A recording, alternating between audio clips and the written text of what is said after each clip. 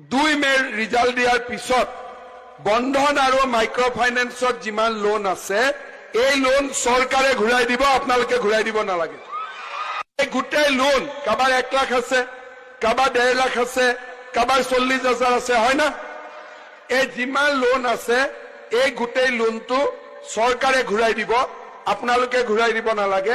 Micro finance বুলি ক'লে 40,000 বুজা মাইক্ৰ, কিন্তু কোনোবাই লাখ টকা লোন লৈছে এইটোতো মাইক্ৰ ফাইনেন্সত নপৰে।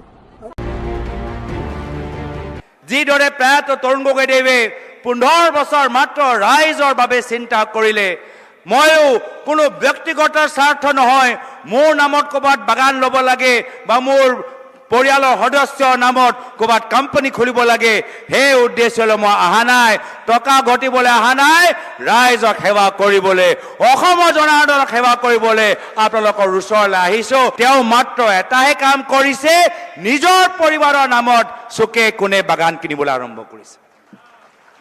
নিজৰ পৰিবাৰৰ আপোনালোকৰ বাগান ভালদৰে চলিছে নাই চলা, 5 বছৰ পিছত আপোনালোকৰ বাগান জীয়াই থাকিব নাথাকে, বাগান উদ্যোগ থাকিব নাথাকে, সেয়া লৈ তেওঁলোকৰ কোনো মতলব নাই।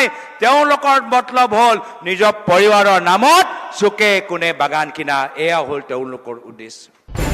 আক্ৰমণ গৌৰৱ গগৈ, এজন প্ৰাক্তন শিক্ষামন্ত্ৰী স্কুলবোৰ বন্ধ কৰিছে, বাগানৰ ভিতৰত আদৰ্শ স্কুল বিশাল এটা বিল্ডিং বনাইছে, কিন্তু আদৰ্শ শিক্ষা তেওঁলোকে ভিতৰত প্ৰদান কৰিব পৰা নাই।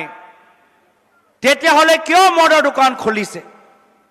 তেওঁলোকৰ কাৰণ হ'ল, তেওঁলোকৰ মনৰ চিন্তা হ'ল যে মদৰ দোকান খুলি মদ বিক্ৰী কৰি যি পইচা পায় সেই পইচা লৈ হিমন্ত বিশ্ব শৰ্মা ডাঙৰীয়া নিজৰ চৰকাৰৰ ধাৰ মাৰিবলৈ বিচাৰে।